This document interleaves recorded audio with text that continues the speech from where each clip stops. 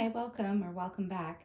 Today we're going to focus on scraps and how I sort and organize my solid paper scraps and what I do with them when they get a little bit full. If that's interesting, then stick around.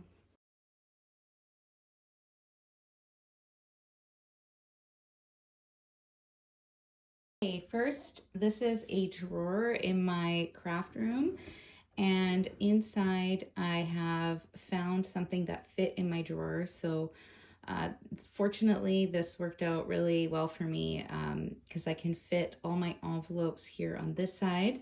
I have a small plastic container, might be a bit hard to see. It's a black container. I think I got it from Hobby Lobby or maybe a dollar store, but it runs most of the way through here. And I just found something that fit, and this fits perfectly. This is a standard letter size hanging folder, and I'm gonna pull it out so you can see it a bit better. And then inside I have created hanging folders for all the colors of the rainbow, and then I added black, white, and some metallic and neutrals. And all of my paper scraps fit in here. So let's take it out. Okay, and here is the container. So as you can see, it's not that big. I got it from Staples. It is 5 and about 3/8 by, let's see, looks like about 13 inches. And it's just under 11 inches tall. And it fits into my drawer, which is why I purchased it. And it wasn't very expensive. I like it that it's metal, so it's pretty sturdy. I've had it for a few years.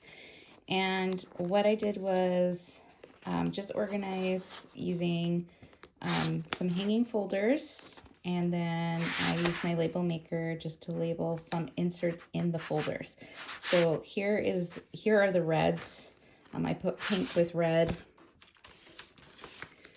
And then I got a folder that was pink. So I actually had these already. These are, let me just zoom back a bit.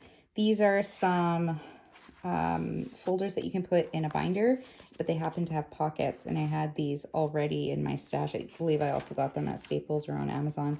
And so it was pink. So I put all the pink in there and just labeled it and put that at the front. And then the next one actually should be red, but looks like my orange got put in there. Here we go. I didn't have a red one and I had an extra purple, so the red went in here. Now, if you're really picky about this, you can definitely find one in each coordinating color. And I think at some point I will, just because it's so much easier just to look for that color. I think this red sometimes gets put in the wrong place because I just assume it's purple and I don't read this right away. I could also probably just put some red cardstock or red, like paint this red or use some red Sharpie or something. And then that would be my red. I could probably do that as well. But yeah, as you can tell, I don't have too many of those. And here's my orange. I also put peach in with orange because I have a lot more peach than orange. Otherwise, that would be basically empty. And then I have my next file. I think the orange, I usually put it with the yellow folder. So I don't have an individual folder for each color because it wouldn't all fit. But I do about 2 to 3 colors per hanging folder. And so then I've got my yellow. And this was like kind of a cream colored, so that worked. I have blue. Then I have teal. So I put teal as a separate one as well because there's a lot of teal and it's a color I like to use a lot. Then I've got my purples. Then I put neutrals. So I have a whole section of neutrals. And one of the reasons I'm filming this is because is when it starts to get too full, where it's hard to pull things out, that's when I know I need to start using up more of these scraps. So I've got this looks like gray. I've got a little folder that just holds brown. I need a couple of new bigger folders and I just don't have them yet. I've got one for craft because that's something I use a lot of. And this is just more just general neutrals, creams, grays, that kind of thing. So those should go in there. I even have, you might see that poking out are some pattern papers. So normally with my pattern papers, I actually use them or keep them with the collection and then I use them up. This was given to me in a D-stash, I think, or a craft garage sale. We bought a bunch of like solids and then they also had some pattern paper mixed in. And because it's all gray tones, I just added it to my neutrals to use up. Okay, and then I don't know if this will fit. I think I had this out because it wasn't fitting inside there. And then I have metallics.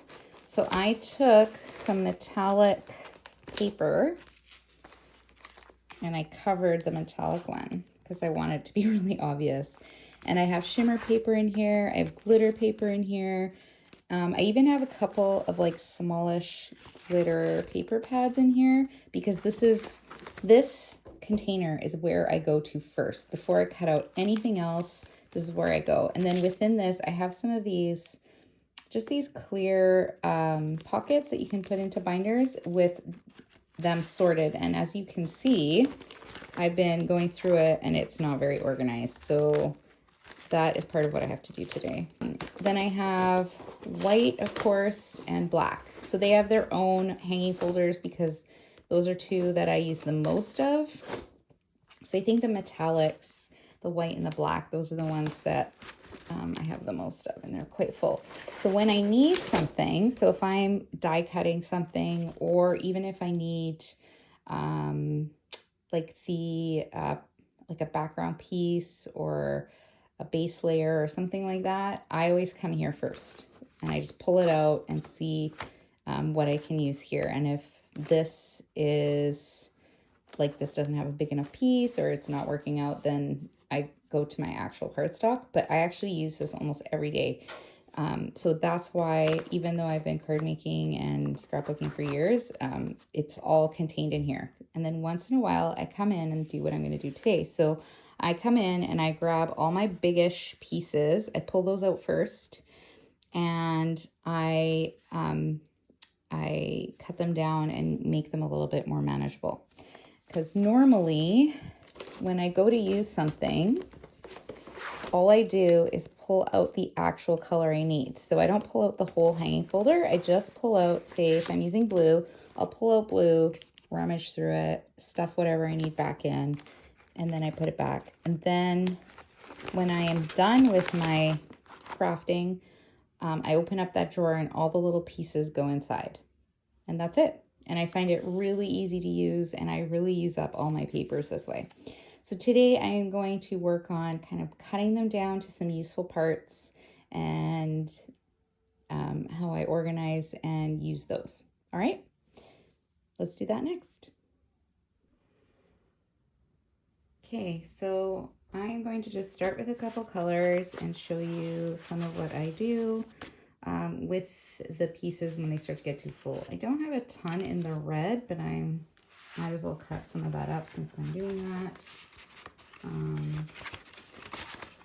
Let's start with that. So I just pulled out the red folder. It had the pink and the red in it. Just right off the bat, I can see that this was being used to cut out some letters, and I just left the letters in. Must have been extras from something. And I think I'm just gonna cut, that looks like it would be big enough for a card base, or a card panel, I should say. So I'm using my little T-square, and that's, yeah, 5 and almost 3/4, and yeah, and about 4. So I can cut that down for like a layering panel. So that one, and then the rest look like just smaller parts like that. That's the only one I think that I can cut down to that. So what I usually do is I go through them and I pick out the really big ones first, and then I kind of cut all of those down. So let's see, this is a bigger one. I don't know if it's exactly the right size, but it is 4 by 4 3/4. So what I could do is cut this down to a 4 by 4 panel, because I do make 4 1/4 by 4 1/4 square cards.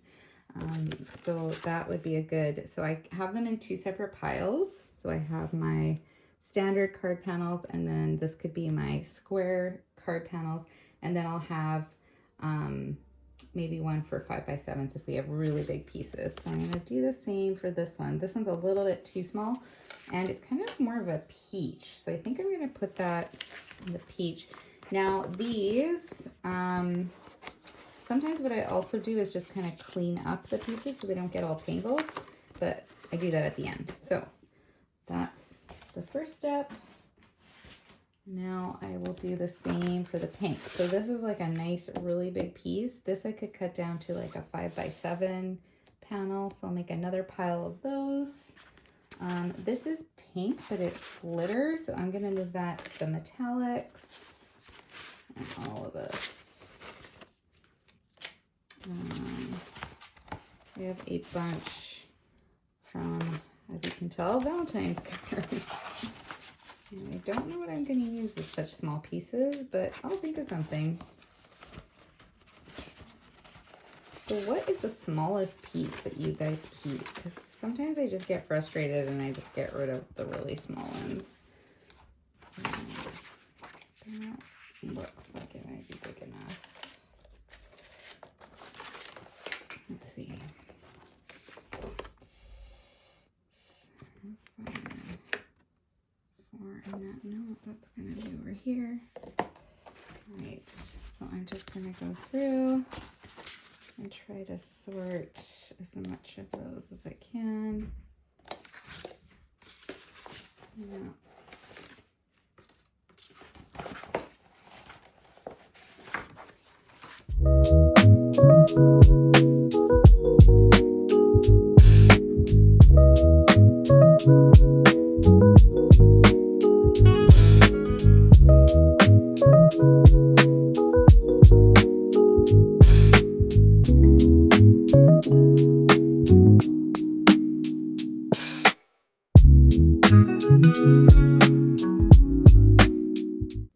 All right, now I take my big pile, and anything that's sturdy enough to be a card base, I will turn it into a card base.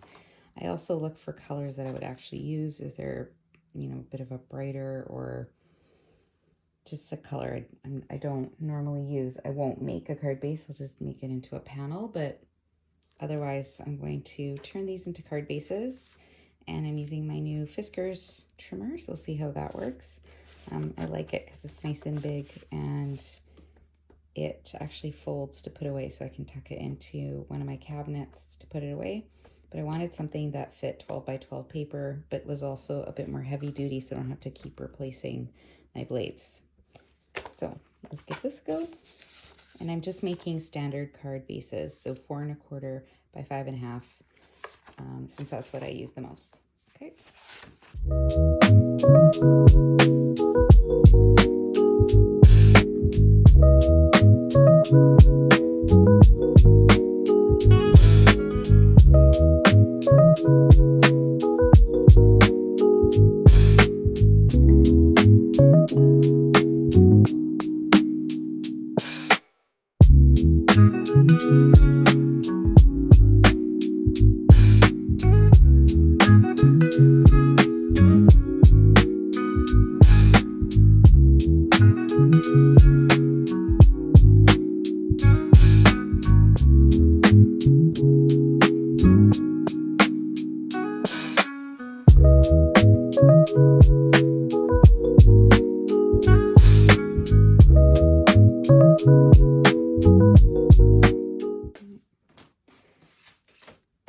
Okay, so these are done. Some of them were a bit too flimsy for card bases. I like really sturdy card bases. This one was a bit smaller, so I cut it down to 8.5 by 4 1/4. So it'll make a 4 1/4 by 4 1/4 square. This is another cool size that uses, you can get multiple out of a single piece of cardstock. And it's a square if you like squares. And the nice thing is you can put this in an A2 envelope and mail it with normal shipping costs instead of putting it into a square envelope, because sometimes that affects the shipping costs for mail. Here in Canada it does anyways. All right, so I'm going to put those aside because those are done. I had a couple more that I did. And then I'm going to work on the panels. So the next panels I'm going to make, so I'm going to make 5 by 7 panels. I typically like to make panels a bit smaller than the actual card base. So I will be making these about 1/4 of an inch smaller. So they're going to be 6 3/4 by 4 3/4. So that's how I'm going to make these. And I'm just going to measure to start. So this will be cut down to 4 3/4. And then 6 3/4.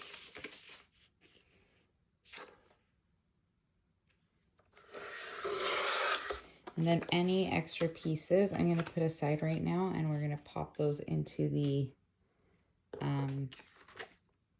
into my scraps after.